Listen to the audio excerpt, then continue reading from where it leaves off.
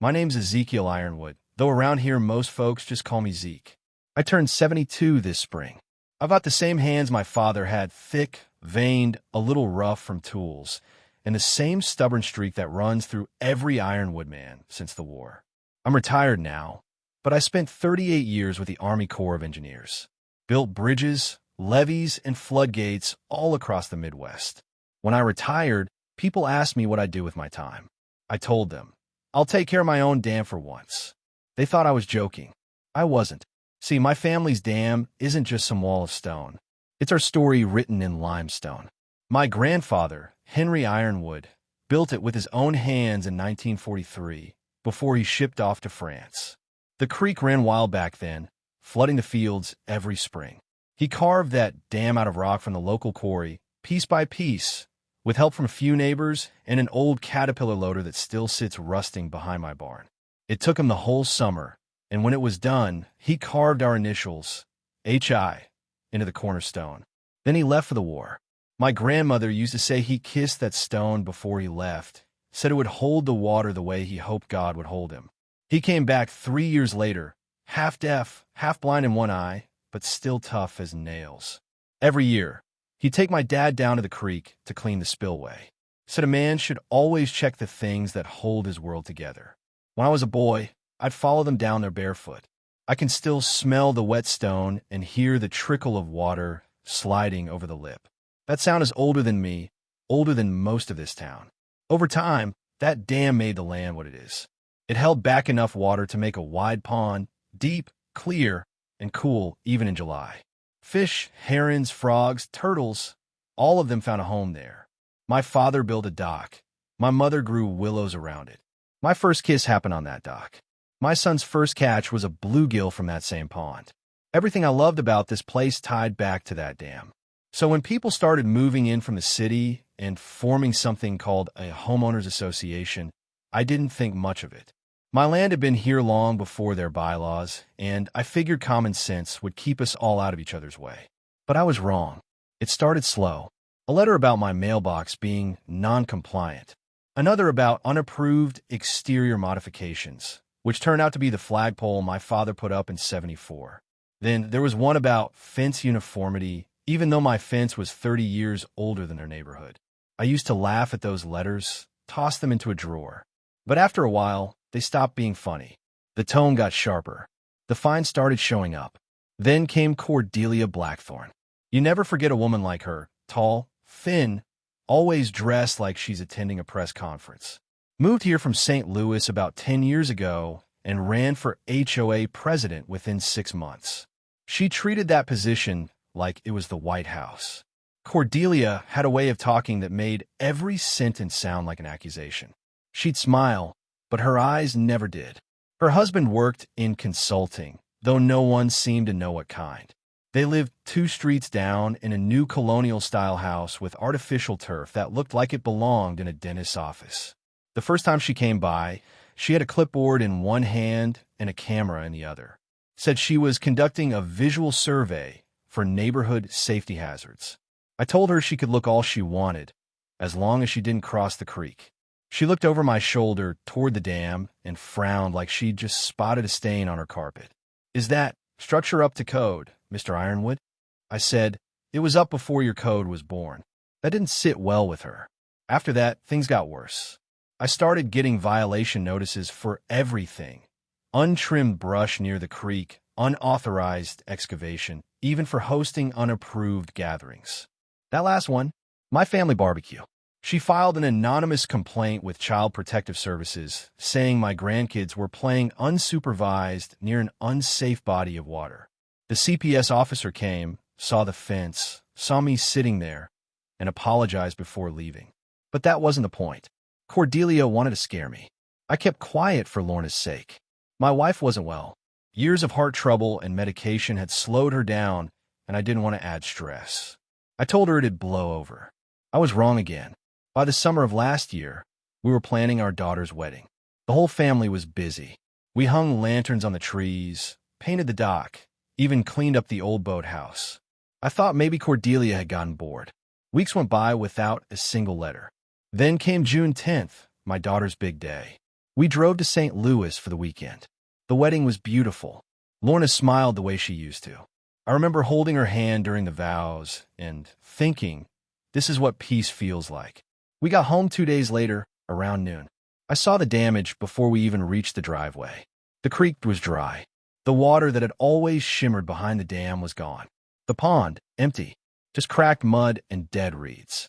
I slammed the truck door and walked down toward the bank. What I saw stopped me cold. The dam was gone. Completely. Bulldozed. Limestone blocks scattered, timber gate torn apart, mud everywhere. There were tire tracks from heavy machinery, and yellow caution tape fluttering in the wind. My heart was pounding.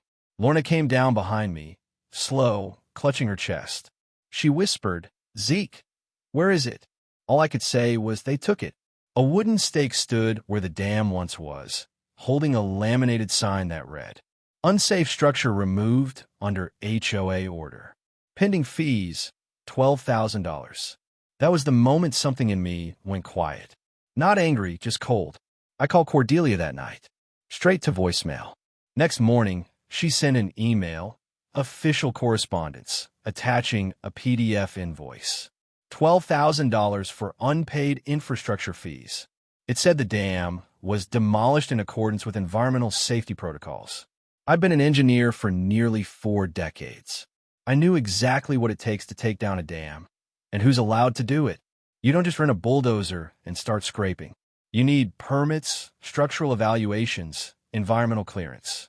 Cordelia had none of that, but she had something else, arrogance. I walked down to that creek every day for the next week. Took pictures, logged GPS data, measured debris fields. My old instincts kicked in. I wasn't just mourning anymore. I was collecting evidence. Neighbors started stopping by, whispering. Some were angry for me, others scared of crossing her. One man said the HOA had hired a consultant, Brantley Blackthorne, for the demolition. I didn't know then he was her cousin. That night, I sat on the porch with my notebook and a glass of bourbon. The moonlight hit the broken stones like bones in the mud. That's when I said it out loud. Water always wins. At first, it was something my grandfather used to say whenever a storm came. He meant it literally, that no wall, no dam, no man-made thing could truly control nature forever. But that night, it meant something different. It meant patience. It meant letting pressure build until the moment's right to release it. Cordelia thought she'd won. She thought a man like me would roll over because I was old, because I live alone now, because I didn't have the money or the energy to fight. But I spent my life studying the way forces move. Water, gravity, power. I know what happens when pressure meets weakness, and I knew she had plenty of both. I didn't rush. I waited. I made copies of every notice, every bill, every message she sent. I pulled up county permits, found nothing. Checked state engineering licenses. That's when I saw it. Brantley Blackthorne wasn't licensed to practice in Missouri. Not only that, he'd been fined 2 years earlier in Arkansas for falsifying inspection reports. That's when I smiled for the first time in weeks. See, in the Corps, we had a saying, when a levee cracks, don't patch it. Follow where it leads. Cordelia's crack was showing. I wasn't sure how yet, but I knew my water was going to come back. I thought about my grandfather then, about how he built that dam to hold something good, not just to stop something bad, and how maybe 80 years later, it was my turn to rebuild what mattered, not just the stones, but the principle behind them. The next morning, I walked down to the creek again. The sun was rising, light spilling through the trees, turning the mud to gold. For the first time, I didn't see destruction. I saw groundwork. The HOA thought they'd bury my history. What they didn't know was that they just laid the foundation for their own downfall. Because when water finds a way, there's no stopping it. And I was ready to show them. You could tell a lot about a person by how they handle power. Cordelia Blackthorne treated hers like a weapon. After the dam came down, I thought maybe she'd be satisfied. Maybe she'd move on to someone else. But she didn't. She doubled down. A week after the demolition, I got another letter. Failure to comply with HOA environmental restoration standards. It said I was responsible for regrading and landscaping the damaged area to meet subdivision aesthetic guidelines. They tore down my dam and then fined me for the mess they made. That's when I realized this wasn't about rules. It was about humiliation. I didn't respond to the letter. Instead, I filed a public records request at the county clerk's office. It took me half a day, but I found what I was looking for, or rather what I didn't find. There were no permits for the demolition. None from the county, none from the state environmental agency. The contractor listed, Brantley Blackthorne Consulting Group, didn't exist in Missouri's business registry. That was strike one. Strike two came a few days later. My neighbor, Mrs. Patterson, came by with a folded letter in her hand. She's 84, half blind, but sharp as a tack. They're billing me for stormwater upgrades, she said. Said it's a neighborhood-wide project. But I checked. I'm the only one who got it. I looked at the letterhead. Same fake invoice formatting. Same signature, Cordelia's. That's when I started connecting the dots. It wasn't just me. She'd been using her position to squeeze money out of anyone too scared or too tired to fight back. I started keeping a file. Every receipt, every message, every photo. I labeled it Cordelia, Phase 1. Around that time, I met Judge Whitfield. Retired circuit judge, lived 3 streets down, one of the few people Cordelia didn't dare mess with. He stopped by one afternoon while I was replacing my mailbox again. Zeke, he said, you planning to take this to court? I told him I was gathering proof. He nodded, slow and serious. Good. Just make sure you aim before you pull the trigger. People like her, they feed on overreaction. That stuck with me. I didn't want to fight, but I wasn't going to keep letting her trample people either. So I started small. Every HOA meeting is supposed to be open to members. Cordelia always forgot to announce them publicly. I showed up anyway. The first time, the room went quiet. A dozen people sitting around a folding table, Cordelia at the head, a stack of papers in front of her like she was presiding over a trial.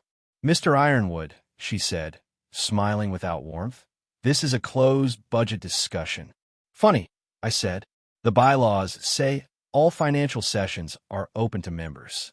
Section 4B. Her smile flickered. She told me I could sit quietly, as an observer. I did, and I recorded the entire meeting on my phone. They spent 40 minutes talking about infrastructure improvements, none of which existed. Landscaping contracts, maintenance costs, consulting fees, all going to shell companies tied to Brantley Blackthorne. When the meeting ended, I thanked her politely and left. That night, I called Marlo Chun. She was a local attorney, young but sharp, and known for going after corrupt property boards. I'd seen her win a zoning case on the news a few years back. She answered after 2 rings. Mr. Ironwood, I've read about you. The dam situation, right? Right, I said. And it's about to get worse for them. Over the next few weeks, Marlo became my quiet ally. We met at my kitchen table, surrounded by stacks of papers. She called it a paper trail from hell. She said the HOA's accounting was so sloppy it bordered on criminal. There were maintenance fees for non-existent equipment, fake inspection forms, and even forged signatures from supposed environmental assessors. One night, around midnight, I sat staring at the last page of that file and thought about my grandfather again. He built something that lasted 80 years. Cordelia had managed to destroy her reputation in 6 months. The more I learned, the more the neighborhood started to whisper. The same people who once ignored me began knocking on my door. They brought letters, fines, and stories. Cordelia had told one man his roof tiles were non-standard, even though they were installed by the builder. Another woman got a $2,000 penalty for planting the wrong color flowers. It wasn't an HOA anymore. It was a kingdom, and Cordelia was the queen. But her crown was starting to crack. At the next meeting, I came prepared. Brought printed photos of the dam site, copies of invoices, and a binder with every fake fee I could find. Cordelia opened the session like she always did, reading from her notes, talking about community standards and long-term value preservation. I waited until she finished. Then I stood up. About a few questions, I said. She looked up, annoyed. This isn't a Q&A, Mr. Ironwood. It is now, I said. The room went silent. I handed out copies of my binder to every person at the table. Page by page, I walked them through the missing permits, the non-existent consulting licenses, the mismatched invoices. I showed them a Missouri Secretary of State record proving Brantley Blackthorne wasn't registered to operate. By the end, even her own treasurer looked pale. Cordelia tried to talk her way out of it, claimed it was a misunderstanding, that documents were pending verification. But you could see in her eyes that she knew she was cornered. That night, she sent out a community update email calling me a disgruntled property owner with a vendetta. She said I was spreading misinformation to undermine community trust. She didn't know that I'd already forwarded all the evidence to the Missouri Department of Regulatory Affairs and copied a local journalist who covered housing scandals. By the next week, a quiet storm was brewing. People started demanding to see the HOA books. The board treasurer resigned. 2 other members followed. Cordelia tried to fill their seats with her own allies, but the vote failed for the first time in her presidency. I wasn't smiling yet. I'd seen too many power plays to think it was over. Sure enough, a few nights later, someone slashed the tires on my pickup. The next day, my mailbox was ripped out. No witnesses. No fingerprints. Just a message. Back off. But I didn't back off. I went to the sheriff's office and filed a report. I didn't expect much. Small-town deputies rarely get involved in HOA nonsense. But it created a record, and that's all I needed. Around that time, Judge Whitfield called me again. "Zeke," he said, "I've been hearing whispers. Cordelia's panicking. She's called in some favors at City Hall." "Let her," I said. "She can't buy her way out of this one." He chuckled softly. "You sound like a man who's seen battle." "I built levees," I said. "Different kind of war, same idea." That week, Marlowe filed the first motion, a civil injunction for property destruction and unauthorized environmental modification. It forced Cordelia and the HOA to produce their permits and contracts. They stalled, missed deadlines, claimed clerical errors. But each delay only made them look guiltier. Word spread. The story hit the local news. Retired engineer sues HOA over dam demolition. My phone rang nonstop. Some reporters were nosy, others supportive. But what mattered most were the calls from other homeowners, people from all over Missouri who'd been bullied by their own HOAs. One man from Springfield said his HOA fined him for flying an American flag. Another from Joplin had his garden labeled a nuisance property. It wasn't just me anymore. It was a pattern, and Cordelia had picked the wrong man to make an example of. By early fall, the county ordered a temporary freeze on all HOA financial activity pending review. Cordelia's accounts were audited. Her cousin Brantley disappeared, packed up his office overnight. I still remember the day they called me in for deposition. Marlowe was calm, professional. Cordelia sat across the table, chin high, eyes cold. She wore a pearl brooch, same one she wore the day she came to inspect my dam. They swore me in, asked me to describe what happened. I told the truth, plain and steady. No theatrics, no anger. Just facts. When it was her turn, she stumbled. Dates didn't match. Signatures didn't line up. Even the demolition invoice had 2 different fonts. The room got quieter with every question. When it was over, I walked out feeling something I hadn't felt in a long time. Peace. Not victory. Not yet. But peace. Because I knew the tide had turned. In the weeks that followed, the state opened a fraud investigation. The HOA was ordered to suspend all operations until further notice. Cordelia's emails were subpoenaed. And somewhere in that mess, someone leaked proof that she'd been funneling HOA funds into personal consulting bonuses. She went on local TV, crying, saying she was the victim of a targeted smear campaign. But nobody bought it. You can't bully people forever and expect silence. The next community meeting wasn't called by her. It was called by the homeowners. Nearly every house in Silver Creek sent someone. I didn't speak. I didn't need to. When the vote came to remove her as president, it was unanimous. Cordelia walked out without saying a word. As the room emptied, Judge Whitfield patted my shoulder and said, "That's one battle down, soldier." I smiled. "She started a war," I said. "I'm just finishing it." The next morning, I drove to the creek. The sun was shining, and for the first time in months, I could hear frogs again. The land was healing slowly. The dam was gone, but my resolve wasn't. Cordelia's war had ended.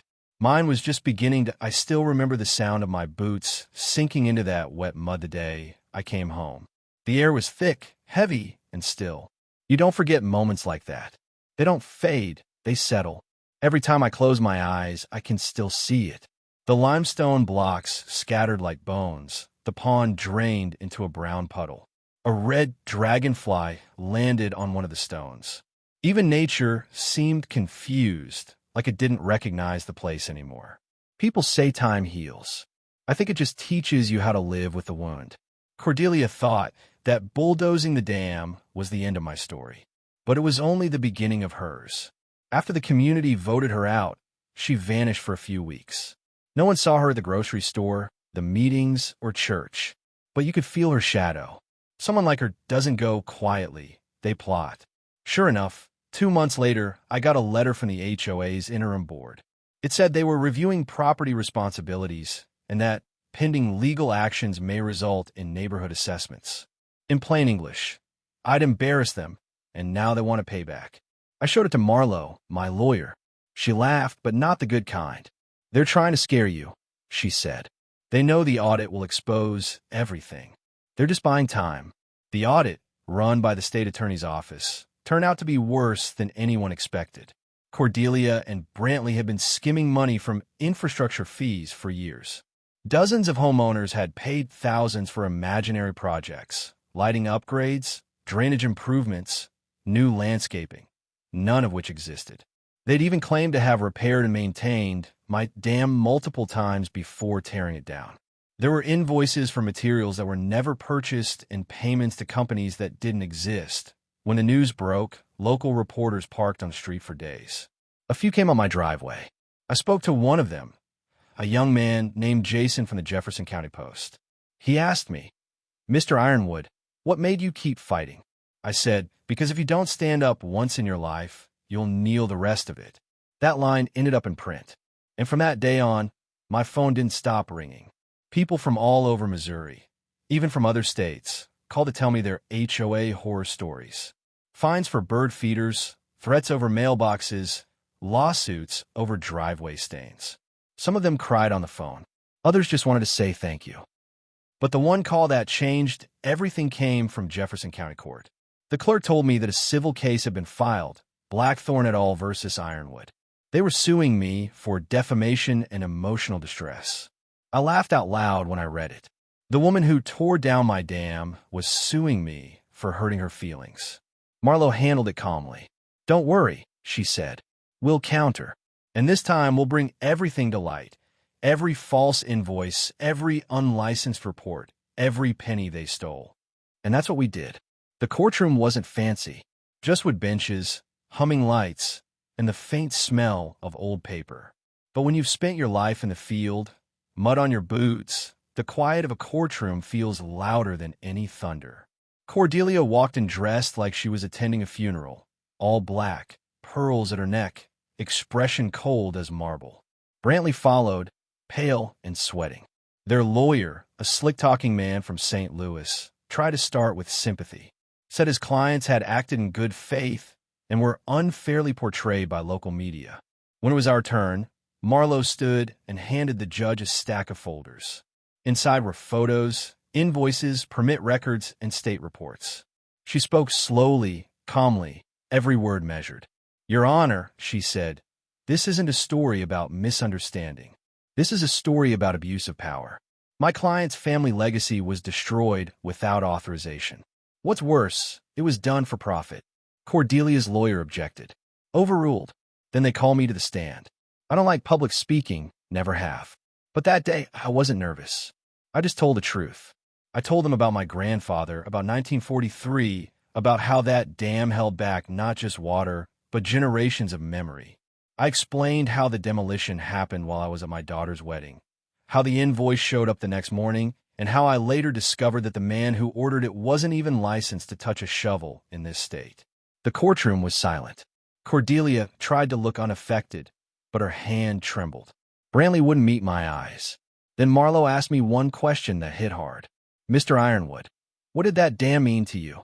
I took a breath. My throat tightened. "It meant we belonged," I said.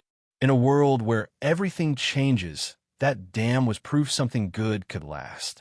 Until someone decided it didn't fit their picture. I saw the judge glance up at that line. You can always tell when a truth lands. The case dragged on for months. Depositions, hearings, more paperwork than I'd ever seen. But every step, more came out. Bank statements showing HOA money funneled into Cordelia's personal accounts. Emails between her and Brantley mocking homeowners who questioned fees. Even a photo of the bulldozer, rented under Brantley's fake company. When the verdict finally came, it wasn't just in my favor. It was a message. The court ruled that the HOA had illegally demolished private property, that Cordelia and Brantley had committed financial misconduct, and that they were liable for damages and legal costs. But that wasn't the real victory. The real victory came when the Missouri Attorney General's office announced a statewide investigation into HOA corruption. It cited my case by name. A few months later, the FBI's Financial Crimes Division created a small task force to assist with HOA-related fraud. I didn't even know that could be a thing until the letter came. They called it Operation Blue Creek. I framed that letter and hung it by the door. For the first time in a year, I slept through the night. The news stations called it the Ironwood case. Reporters said it would change how HOAs operated in Missouri.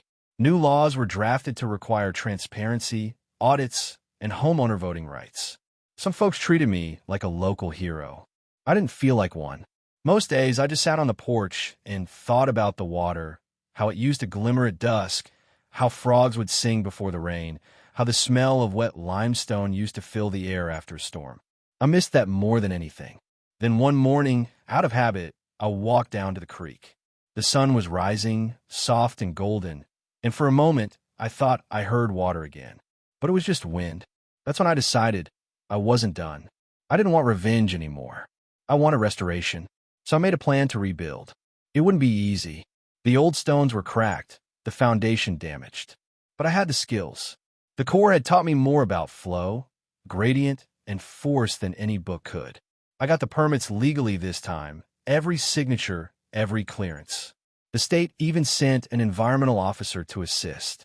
His name was Jake, a good kid with more heart than experience. He said, "You really think it's worth rebuilding?" I smiled. "Son, you ever seen water stop moving?" He nodded slowly. "No, sir." "Exactly." Neighbors started coming by again. Some brought tools, others food. The same people who once looked the other way now showed up with shovels and gloves. One man, Pete from down the road, said, "Zeke, I owe you an apology. I should have stood up sooner." I told him, standing up late still standing up. We worked through fall, slow but steady. The new dam began to take shape, stronger, cleaner, built to modern specs, but faithful to the old design. I even set one of the original 1943 stones into the base, the one with my grandfather's initials still carved deep, HI. By winter, the pond started to refill. Not fast, but sure. Snowmelt trickled in from the hills, and the creek began to hum again. Lorna passed that December, peacefully, in her sleep. I like to think she heard the water again before she went. After the funeral, I walked to the dam and sat on the edge. The air was cold, but the sound of running water made it feel alive. I whispered, "We did it, Lorna. It's home again." That night, I wrote in my journal. They destroyed what they didn't understand. But you can't bulldoze history, not when it's built on truth. By spring, the new laws passed. Every HOA in the state now had to publish its finances quarterly. Homeowners gained the right to request audits, challenge leadership, and vote on property changes. People called it the Ironwood Act. I didn't ask for that name, but I'm proud of what it stands for. As for Cordelia, she lost her house in a civil settlement. Brantley was banned from contracting in 5 states. I heard she moved out west somewhere. Sometimes I imagine her driving through desert country, seeing a dam in the distance, and remembering me. Maybe that's justice. Maybe it's mercy. Either way, I sleep fine. Because the water came back. The frogs came back. The sound I'd missed for so long came back. Slow, patient, steady. People still stop by sometimes to ask if I ever regret it. If the fight was worth it. I tell them the same thing every time. Water always wins. And I mean it. When people ask me if I ever expected things to go that far, the news coverage, the law changes the call from strangers, I always tell them no. I didn't set out to make headlines. I just wanted my dam back. But life's funny that way. You try to fix one small wrong, and sometimes it shakes the whole system. After the trial ended, my world got quiet again. For months, it was just me, the creek, and the slow sound of water returning. I thought that was it, that my fight was done. But trouble doesn't end cleanly. It lingers, like a ripple that keeps widening long after the stone's been thrown. It started with a phone call from a woman named Evelyn Parker. She lived in another county, about 60 miles south, and her voice trembled when she spoke. "Mr. Ironwood," she said, "I read about your case. My HOA is threatening to foreclose on my house over unpaid community drainage fees. Can they do that?" I told her the truth. They can try, but they can't if you don't let them. That call turned into another, then another. People found my number through the courthouse, through Marlowe's office, through the newspaper. I started keeping a notebook by the phone, jotting down names, places, and their stories. Within a month, I had over 40 names written down. Every single one had the same kind of story: overreach, intimidation, hidden fees, silence. I told Marlo about it. She listened quietly, tapping her pen, and she said something that stuck. "You realize what's happening, right? You become the guy people call when they need courage." I laughed. "I'm just an old man with a rebuilt dam." She smiled. "No, Zeke, you're proof that the water can fight back." That's where the phrase started: "The water fights back." A local journalist used it as the title of a follow-up article, and it caught on. Soon, folks were using it as a hashtag online. I didn't understand half of it, but I knew it meant something to people. One night, the sheriff stopped by. Not official business, just a visit. He brought coffee and said, "You know, your case got folks talking. City Hall's reviewing how HOAs operate countywide." I nodded. "About time." He leaned back and said, "You ever think maybe this was bigger than your dam?" I said, "It started with my dam. But yeah, I think it was always bigger." The funny thing about fighting for something honest is that it draws the right kind of people. A retired teacher, Mr. Givens, started helping me sort the letters I got in the mail. Real paper letters, not email. A couple of law students from St. Louis University drove down every other weekend to help Marlo organize case files for new homeowners. Even a local hardware store gave us discounts on printing paper and supplies. Before long, my porch turned into something like a makeshift command center. Not for revenge, for reform. People came with coffee, folders, and their own stories. Some cried when they spoke. Others just sat in silence, grateful someone finally listened. I realized something then: bullies don't fear strength. They fear exposure. Cordelia and her kind thrived because people were too ashamed to admit they were being pushed around by neighbors. But once one person stands up, others follow. That's what happened here. By late spring, the Missouri HOA Reform Act, they called it the Ironwood Act, officially passed. It required HOAs to publish all budgets, audits, and votes online, and allowed state audits on request. It didn't make HOAs illegal, but it made them accountable. I thought that would be the end of it. But the story didn't stop in Missouri. A radio host from Kansas called one morning, asked if I'd speak about the case. I said I wasn't much of a talker, but he insisted. So I went on his show. We spoke for 20 minutes, me explaining what happened, him asking how others could protect themselves. 2 days later, I got a call from Texas, then one from Florida, then California. It turned into something bigger than I ever imagined. People started calling me the damn guy. At first it sounded silly, but I got used to it. Some of them even sent photos of their own HOAs, cracked sidewalks, overgrown retention ponds, broken lights, saying, "We're fighting too." And every time, I'd write back, "Remember, water always wins." The HOA's last trick. You'd think after losing everything, Cordelia would have disappeared for good. But people like her, they always have one more move. About a year after the trial, Marlo got a call from a federal agent. Said Cordelia had filed a complaint claiming I'd defamed her in ongoing interviews. It didn't go far. The evidence was public, and she was already disqualified from holding any HOA position in Missouri. But it showed me something she still hadn't learned. Control isn't something people like her give up. It has to be taken from them piece by piece. A month later, The FBI task force sent me a thank you letter.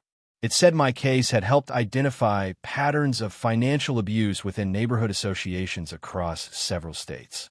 They were launching investigations in 3 others. I read that letter 3 times. Not out of pride, out of disbelief. I looked out at the creek that morning and thought, all that started from one broken wall. Sometimes I wonder if my grandfather ever imagined this, that the dam he built in '43 would one day spark something like this. He built it to hold water. Turns out, it held a lesson too. The return of the water. Rebuilding the dam took nearly a year. By then, I had volunteers, neighbors, veterans, even a few young engineers who wanted to learn. We poured concrete, set limestone slabs, and sealed it tight. When the final gate went in, I turned the valve and watched as the water began to rise, slow and steady. That moment, watching the reflection spread across the surface again, felt like getting my heartbeat back. The frogs came back first, then the fish, then the herons. Life, patient as ever, returning home. One evening, I was out there sitting by the spillway when a young man from town approached. He looked about 30, carrying a camera. "Mr. Ironwood," he said, "I'm doing a short documentary about your story. Do you mind if I ask you a question on camera?" I shrugged. "Depends on the question." He smiled. "Why'd you rebuild it?" I thought for a second. "Because they tore it down." He frowned slightly, waiting for more. I said, "You don't let people erase your history and call it progress. You rebuild, not because you want revenge, but because you remember who you are." He nodded, quietly recording. The next week, that clip went viral online, or so my grandson told me. I didn't even know what viral meant. But folks started visiting the dam. Some just came to see it. Others left small notes at the base stone. Things like, "You gave me courage," or "We're fighting back too." It felt strange at first, my little creek turning into some kind of symbol. But I came to accept it, because it wasn't about fame. It was about proof. Proof that good things can stand again, even after they're torn down. New battles, new hope. By the 2nd year after the case, Marlo and I started a small nonprofit, Ironwood Initiative. It wasn't fancy, just a website and a phone line run from my living room. We help homeowners find legal help, file complaints, and connect with ethical attorneys. We didn't charge a dime. Donations kept it going, mostly from regular folks who'd been through the same thing. Marlo said, "You realize you've gone from retired engineer to activist, right?" I told her, "I still build things, just different kinds of dams now." One day, she brought over a letter from the Missouri State Senate, an invitation to speak at the signing of the final HOA reform bill. I tried to turn it down. Public speaking isn't my thing. But she said, "Zeke, this is your victory lap. People need to see the man behind the change." So I went. The building smelled of coffee and paper, the way most government halls do. I wore my old Corps jacket. When they called my name, I walked up to the podium, looked out at the crowd, faces young and old, and said, "I'm not a lawyer. I'm not a politician. I'm just a man who built something worth keeping." And when they tore it down, I realized something. The only thing stronger than concrete is conviction. There was silence for a moment, then applause. When it was over, a reporter asked if I had one message for people dealing with their own HOA troubles. I said, "Don't be loud. Be steady. Bullies can drown out noise, but they can't stop a current." Legacy. I still live in the same house, same porch, same chair that creaks in the cold. My days are quieter now, but not empty. Kids sometimes come by on school trips. Their teachers tell them I'm the man who changed the law. I laugh and tell them I'm just the man who wouldn't move his dam. I show them the old limestone block with my grandfather's initials carved into it, HI, and tell them it's been there 80 years, longer than any of us. Some of them ask if I ever forgave Cordelia. I usually take a moment before answering. Forgiveness, I say, is like water. It wears down stone, but only with time. Maybe one day. The truth is, I don't think about her much anymore. People like her fade on their own. What stays are the things built to last. The sound of running water, the laughter of grandkids by the creek, the light on the surface at sunset. The dam isn't just stone and mortar anymore. It's a reminder, a lesson carved into the land itself. You can tear down walls. You can even drain lakes. But you can't stop truth from finding its way back. Because water remembers. And water always fights back. The morning the new dam overflowed for the first time, I sat on the same rock where my grandfather once rested his lunchbox back in 1943. The sun hadn't climbed all the way yet. The mist was still hanging over the water, and the sound, that old, steady sound, filled the air again. It had been almost 3 years since Cordelia's bulldozers came through. But that morning, it felt like 80 years of history had finally come home. The water poured over the spillway, clean and bright, catching the sunrise. I watched it slide along the limestone blocks, just like it used to, and thought about everything that had happened since the day it was torn apart. People think justice feels like fireworks, big, loud, dramatic. It doesn't. It feels like quiet, like the sound of running water where there used to be silence. After the storm, life settled down after the laws passed. Reporters stopped calling. The mailbox stopped filling up. And for the first time in a long time, Willow Bend went back to being just a sleepy Missouri town again. I spent my mornings down by the dam, clearing twigs from the gate, feeding the catfish, and talking to whoever happened to stop by.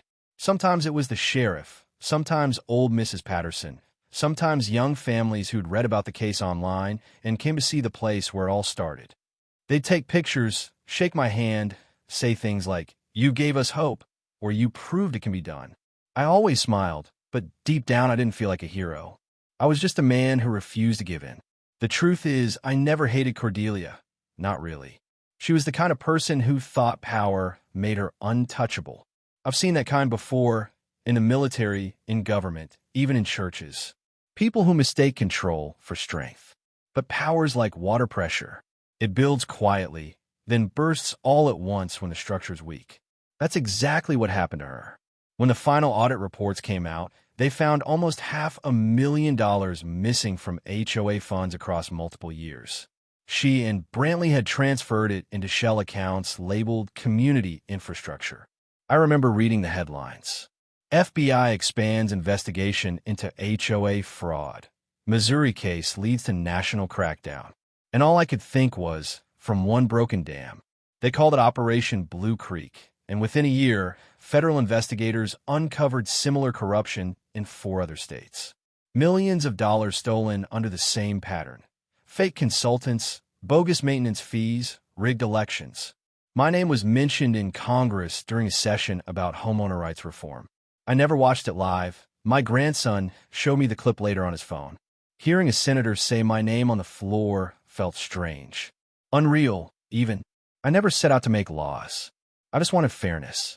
But maybe that's how real change starts, with someone just trying to do the right thing on their own front lawn. The visit. One afternoon, about a year after the investigation ended, I heard a car pull into my driveway. When I stepped out, I saw a woman standing there. Neat gray suit, short blonde hair, holding a folder in her hands. It was Cordelia Blackthorne. Older, thinner, quieter. There was something brittle about her, like the fight had finally left her bones. "Mr. Ironwood," she said softly. "I hope I'm not intruding." I didn't answer right away. I just stood there, watching the wind move through the willows. Finally, I said, "You already did that once." She smiled faintly, not the smug kind I remembered, but something tired, something human. "I deserve that," she said. We stood in silence for a while. The sound of the water filled the space between us. She said she'd lost her license, her home, and most of her savings. Brantley had fled the state. Her husband left. She was working part-time at a small-town library under her maiden name. "I just came to see it," she said. "The dam. I heard you rebuilt it." I nodded. "You can see it from here." She looked out toward the water. Her eyes softened. "It's beautiful," she whispered. "It always was," I said. For a long moment, neither of us spoke. Then she said, "I'm sorry." It wasn't much, but it was enough. I didn't say I forgave her. I just said, "I hope you learned something." She nodded slowly. "I did.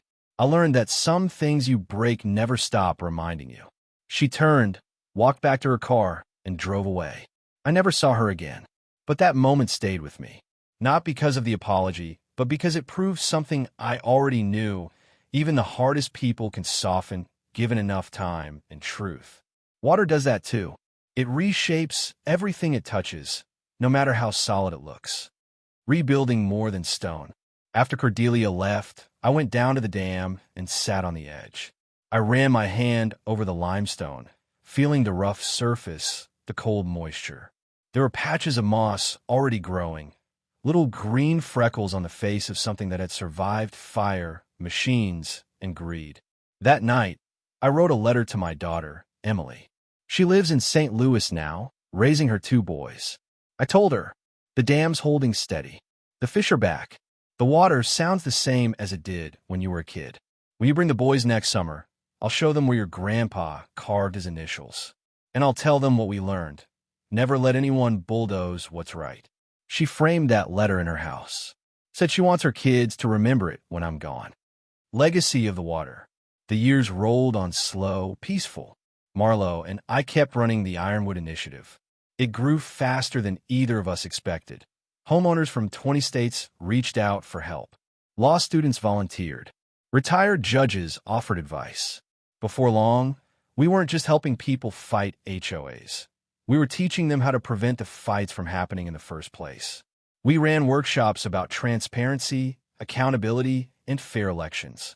Local news covered it every year, calling it a movement born from one man's dam. I didn't correct them. Let them have their headline. One evening, Marlo stopped by with a new plaque from the state in recognition of community integrity and citizen leadership. I hung it on the wall next to my grandfather's framed photo. "Looks right there," I said. "Old man built the dam. I just protected it." She smiled. "You rebuilt more than that, Zeke." Maybe she's right, because after all the fighting, all the hearings, all the nights I thought I'd lost everything, I realized the dam wasn't just a wall. It was a mirror. It showed what people are made of. Some crumble under pressure, some hold, and some, a few, rebuild stronger. The final flood. 2 summers ago, a massive storm rolled through Missouri, the kind they call a once-in-a-century flood. It rained for 3 straight days. Roads washed out. Creeks overflowed. Neighbors called, worried about the dam. I told them not to. When the clouds finally broke, I went down to check. The water was roaring, high fierce alive. It slammed against the wall, foaming white. And it held. Every block, every joint, every seal, strong. The spillway worked exactly as designed. I stood there soaked to the bone, laughing like a fool. Not because I'd beaten nature. You can't. But because the dam had proven itself again. It was more than stone now. It was faith, patience, and proof that what's built right can stand through anything. That night, as the moon came out and the water calmed, I sat on the dock and said out loud, "Grandpa's holding. She's holding."